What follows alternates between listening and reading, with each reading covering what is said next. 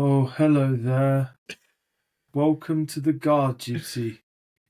It's pretty monotone out here. Nothing much happening. Nothing to stir the senses. Wouldn't you agree, my esteemed colleague? Oh, yes, I do! It's so quiet! We're quite a pair, aren't we, Pinocchio? Pinocchio! He's wearing ladies' underwear! Oh, wait, no, his nose doesn't go. His nose doesn't grow. Because he is. Mine wouldn't either. Love that. Oh, well, welcome to Guard Duty. Guard Duty! Welcome back with me, Sam, and my co-host here, Connor. Hey! We're going to be talking today about books and films, fantasy stuff, like we always do on Guard Duty, but specifically talking about pantheons, gods, how you structure that in film media, what we like about it, do's and don'ts, I guess. Yeah. It's a big one. Yeah, it is a big one. It's a big one. Pretty much every game I've created, D&D wise, has had a pantheon of sorts. It's interesting that the kind of like the pantheon lends itself to D&D and kind of TTRPGs so much. My first thoughts is that it's because there's a little bit of everything. There's a god of murder, there's a god of whatever. I want to play a good cleric, I can have a god that's good. I can want to play a bad evil person, I can have a god that's bad. Do you know what I mean? I think that's kind of what lends itself to those type of games, maybe. Yeah, I agree.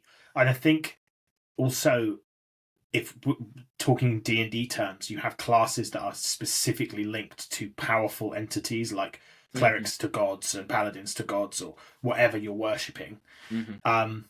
It doesn't have to strictly be a god. It could be an archdemon. It could be an archfey. All of those things. It's basically about having a powerful figure with that can do stuff. Or I guess also, we talked about this before, gods that can't act and can't do anything is an interesting structure. Are there any kind of gods that stand out for you in books, films, media that you really like the concept of? So I was thinking about this as we were talking about, like, gods in books are interesting because there's not a lot you can do with that type of level of power inside a book. The first one that comes to mind is Brandon Sanderson's Shards, where each of the shards is a shard of a great being, like an omnipotent god, and they're kind of like gods. And he set up one of those shards as being the bad guy of the book throughout the book because he's getting to that type of power level to when that can be a thing. So in books I don't see it as much because if you are making, I was thinking about this, if you're making gods for a book, unless it's background, like backstory that's not going to be touched on in the book, you're telling a real like specific type of book, like a specific type of book where you are going to be interacting with it, like Percy Jackson and the Lightning Thief. The reason that's got gods in it is because they are demigods and they're reacting with the gods. So in D&D, I was thinking the difference to the book is that you create the world in such detail so that the players can stumble upon things to then interact with them. So gods in a D&D setting are important because you have classes like the paladin, you have the warlock that will be using a patron. You have these things that will touch upon these elements of the world that need to be filled out. So yeah, that was my ramble about the difference between books and No, your point is really relevant because I never thought of it like that in terms of what you can do with a god in the book is actually kind of what, by having gods explicitly there is a specific thing that has to happen with the rest of your narrative, right? Whereas in D&D, like you say, you could have a low-powered game but have gods that exist in and around. They just aren't doing very much. Yeah. I really always like the Greco-Roman pantheon of you've got a god of the hunt and you've got a god of battle and you've got a god of X, Y, Z. It's always really fun. It means there's always one that people can feel related to. They can relate to one of them or many of them. Also gives you enemies if you ever want to fight up to that sort of that level. Scale. Yeah. I really like your example of Percy Jackson and the Lightning Thief because those sorts of like Greek god films is like a classic thing, like the Clash of the Titans, Wrath of the Titans, those ones. that idea of here's a pantheon of gods. Each of the gods has specific themes to them.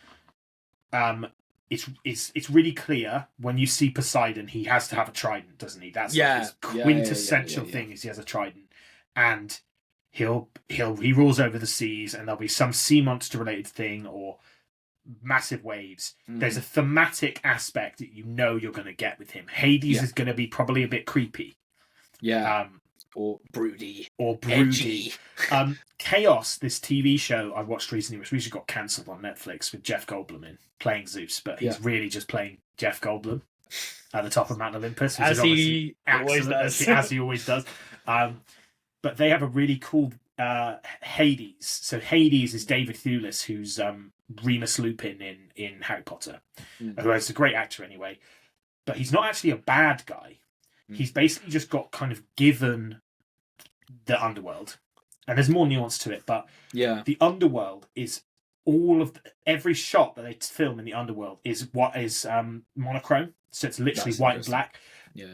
So everything feels muted and washed out because that's just the nature of the underworld, and even Hades is washed out, and that I always felt really cool that even the god in control of the underworld has to play by the underworld's rules, which is everything is washed out. I always thought it was a cool filming choice.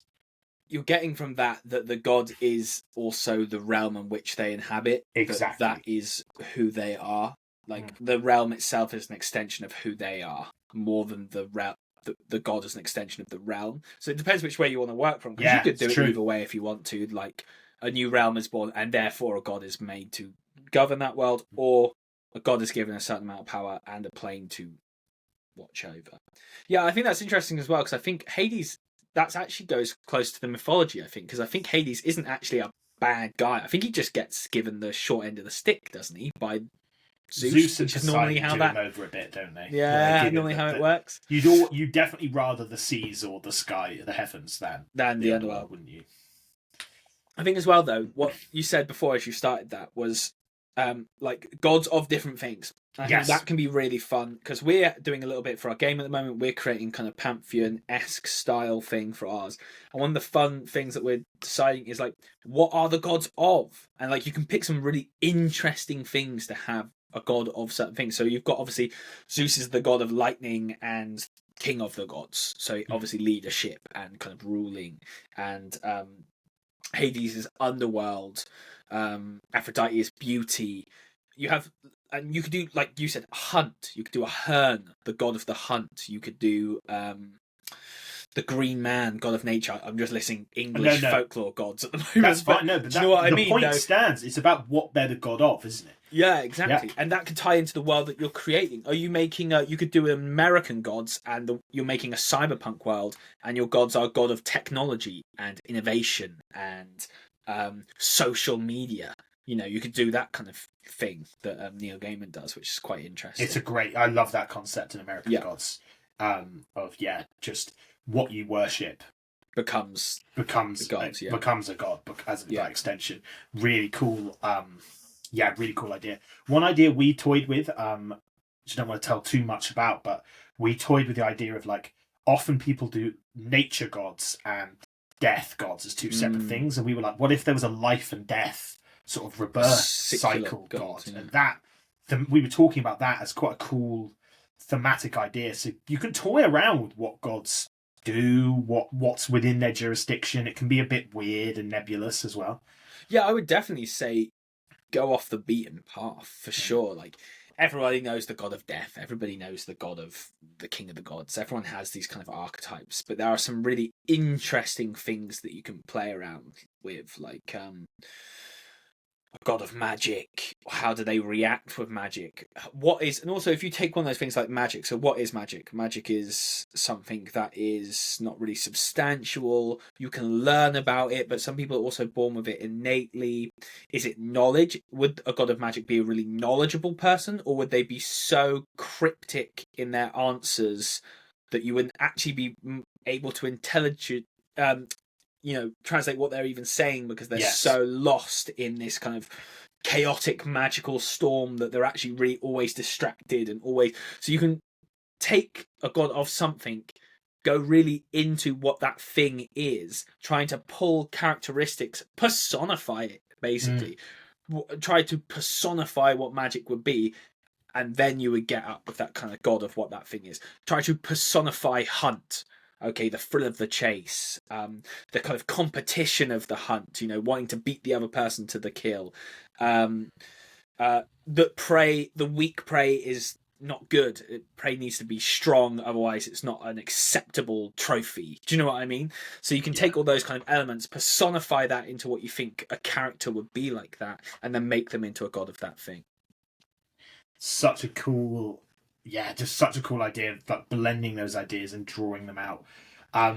It got my mind spinning on a TV show. It's a great TV show called The Sandman. I don't know if you've seen it, the Neil Gaiman. The Sandman, yeah. So one of the coolest parts is obviously they have the Endless, who are greater than the gods. They're like the first things that existed. And like I think they imply there's a creator that made them. Mm-hmm. And then they're there. So you've got death, you've got dream, you've got desire, so on. And one of the coolest parts is when the Sandman gets imprisoned, that because the god, like the entity that controls dreams and the dreaming, which is the sort of realm everyone goes to when they're dreaming, and controls nightmares as well, and he makes all of those. Because he gets trapped, you get people that enter this sleeping sickness, where they just don't wake up for their whole lives, because the thing that controls dreaming, they just stay stuck in the dreaming, basically. I always thought that was such an amazing idea. Such an amazing idea that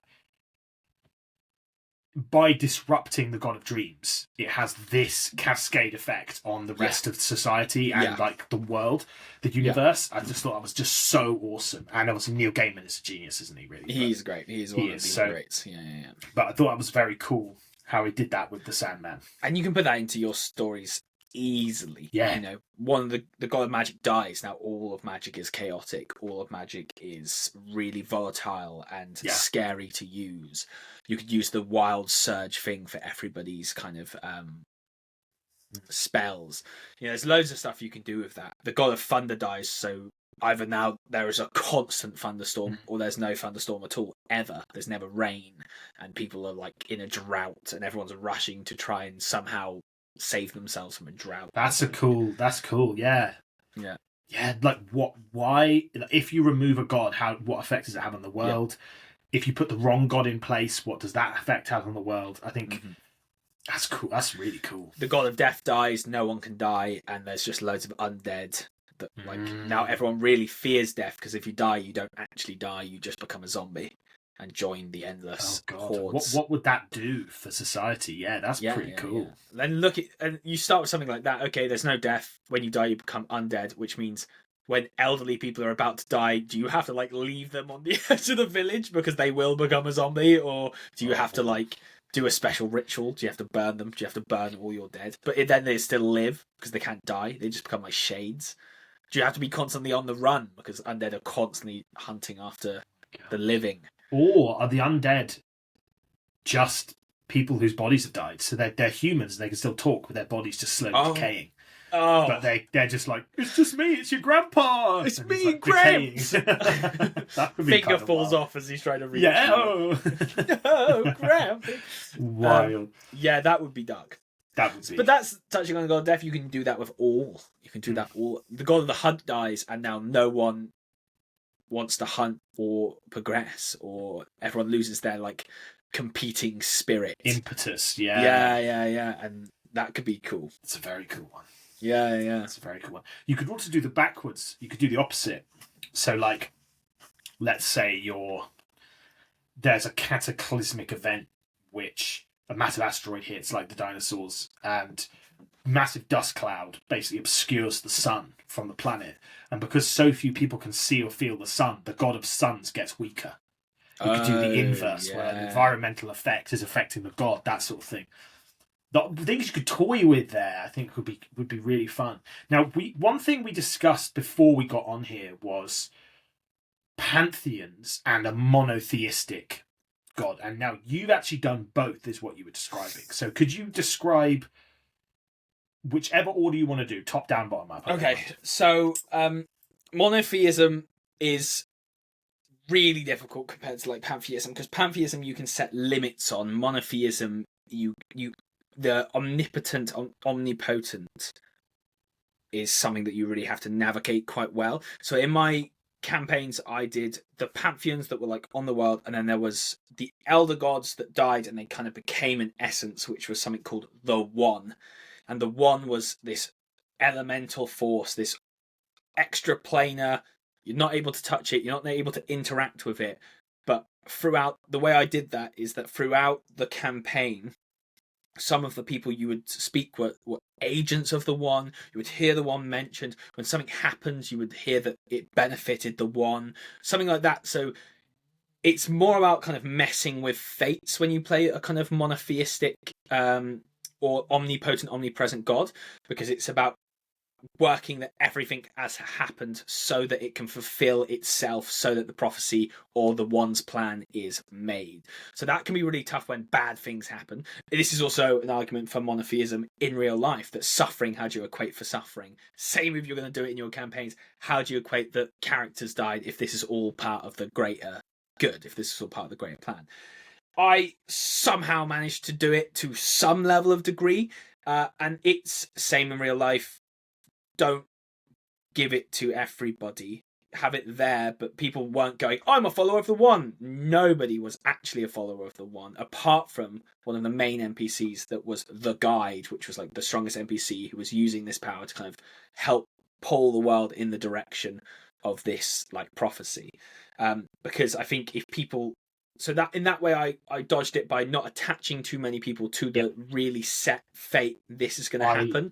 I agree. But then when things did happen and it worked out really well, they would be like, the One, and everyone would be like, oh, we're on this path, this cosmic path laid out for us by some great deity. And then doing what we've already talked about with this kind of lower base gods, where people could still interact with kind of more ruleless, interpersonal gods that were more on the level of humanity in a way. Not humans, still gods, but like were actual tangible essences or things that you could interact with.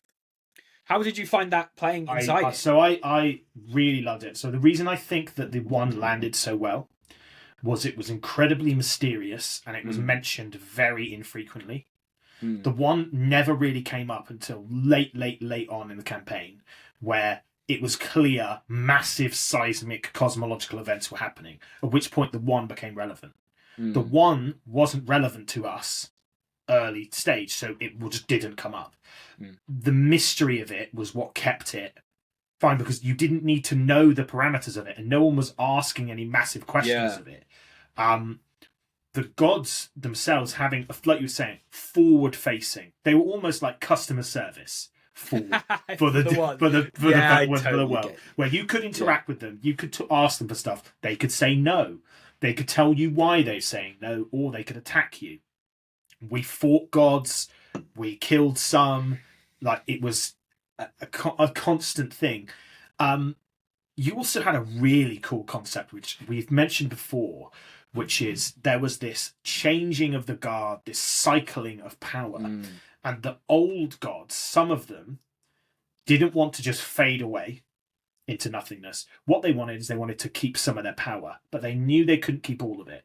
So they discarded enough that they descended to mortality, even though they were break into the physical world. Breaking into the physical realm, because the gods were kind of, they couldn't quite manifest easily, could they? No, they would have to avatar themselves. They'd have to avatar. Have a paladin and put their power through a paladin to interact into the world. Yeah. And then you had these mortal gods that were physically present. They could do whatever they wanted. They were there all the time. And they were very cool. And they were our early game bad guys. Which were awesome. I really liked them, because I loved the idea of, so that was campaign 2. New gods were made at the end. We they ascended, and I had this idea of like, who could these bad guys be for the first half of my campaign where I'm building everything else, and I was like, okay, well the new gods have come and they're just wiping out the old gods basically. The new cycle is being born, and I was like, but people don't like giving up their power, especially gods don't like to give up their power. And all the good ones would. They go, oh, I'm going to join with the one again, and I will sacrifice my power because the new thing is boring. I was like, I bet there's some cantankerous ones that were like, no, I don't want to give it up. And I was just like, I love the idea of them like rending off their godly power to escape them, and like, okay, well, I can't have the godly power, but I can enter the mortal world and start actually manipulating things in the physical plane, which was fun.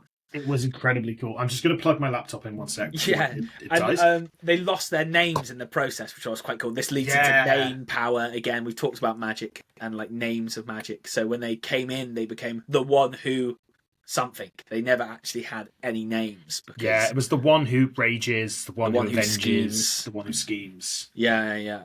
Because they were brilliant. They were cool. They were fun. Do you know who they were? Maybe. Oh, interesting. Maybe. I mean, the DM always knows. Okay, they always know. They just don't tell. You know? Okay, that's. Well, you can tell by like kind of some of the ways they were. Like the one who schemes was obviously when he was a god was something that was like that. The one who rages might have been something like that.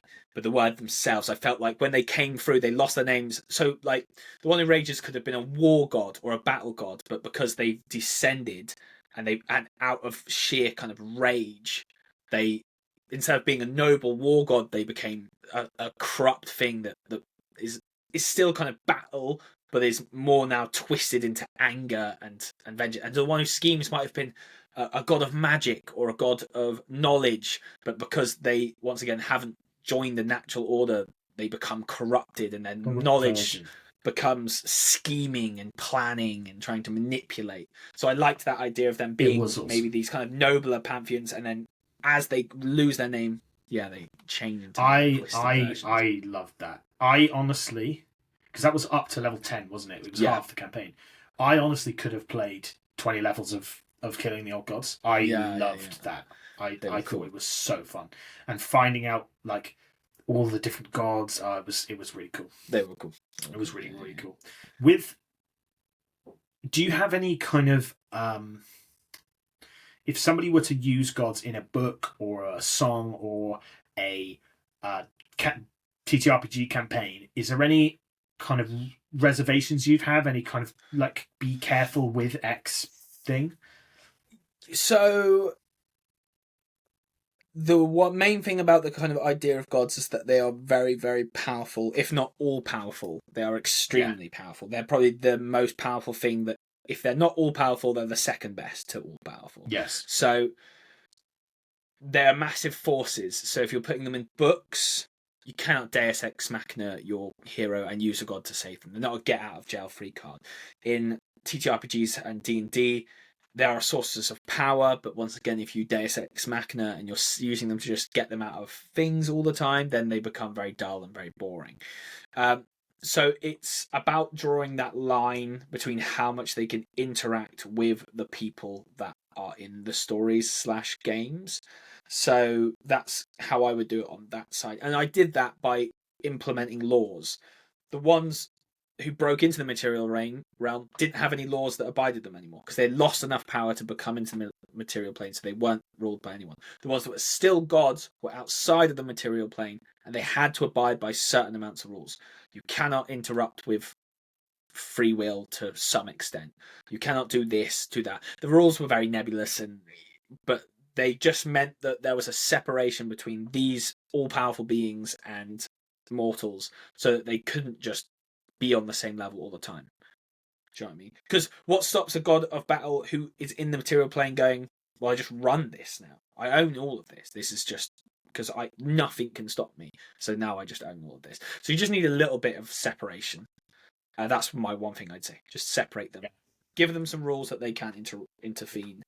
But people don't need to know the rules. You can just you can know the rules and just I guess have continuity. Like if one god can interact, there has to be a specific reason why they can. Yes. And you can always do the thing like your main character gets drawn along this quest to find this crystal dagger. It takes him months and months and months, finds the crystal dagger, and then the crystal dagger actually allows the god to possess that person and then use power through them. Yeah. That sort of thing where it's like a breaking of the rule. Well, but they've been there's doing loads that of for like steps. Tiamat for ages in D&D, Yes, haven't they? The they have. dragon cult sacrifices enough people, it makes the realm thin enough that they Weaker can. that Tiamat can come through. Yeah, that they can pull themselves through. That's Yeah. quite a classic, quest, isn't it? Yeah, it is cool. It is Yeah. very, very cool. Now, I feel that we've covered gods pretty well there, Yeah. pantheons and so on. Is there anything you wanted to add before we kind of sort of close up shop? They're a lot of Finish our fun. guard They're duty. so much fun. They're so much fun to interact with your players with. They're so much fun to give your world even like story or feeling. So definitely try it and try your hand at making your own ones and your own kind of fun ones. Try your hand. And what about you, Sam? Yeah, I actually did one which I'd forgotten I did this. There was a god of battle in mine called Mithras, who actually was a real god. Mithras is a real like kind of Celtic god of battle that was worshipped actually even in Roman times. And I remember reading about it in a book and thinking that is so cool. Like they had these like temples, so there was in fact it wasn't really temples. It was basically like a place where lots of soldiers would go and meet up and they'd kind of share tales and share belief in this deity of Mithras. And I loved that sort of warrior sect, bit of a loose religion. Like there's no necessary priests. It's just lots of professional soldiers, fighters, killers, meeting up and paying respects to this thing that kind of controls their life. I thought that was such an interesting aspect, and I explored that in my campaign by having a mirrored thing. So you can take that inspiration and go, I really love this idea. Yeah. I'm going to use it in this way. I think you can do so much. There's so much amazing mythology out there I was going that to you say can that. find. So much to take from. So many much. amazing, cool stories. Yeah. So many. Excellent. I feel excellent about that. I think that's been a really good one. And I hope you, who has joined us on your guard duty, has enjoyed your stay on this wall. We could revert back to our personas, but I think, was I Eeyore? I think I was Eeyore. I think you were Eeyore, and I was some Eeyore. Mickey Mouse. Or Pinocchio. Or Pinocchio. Something. There we go. There you go. Okay. As always, I want to thank everybody for coming along, joining us. We've really loved having you along. Please let us know, what gods have you made that you've liked? Is there a god in a book or film we missed out, which is like such a crucial one? Yeah. What we ask in return is just like, subscribe, leave those comments. Next episode in 2 weeks' time. 2 weeks. Should be our final episode of season 2, which is very exciting. Which is about how to end a D&D campaign. That's going to be fun. Yeah, I'm excited about that one. It's going to be a good one. It's going to be good. Yeah.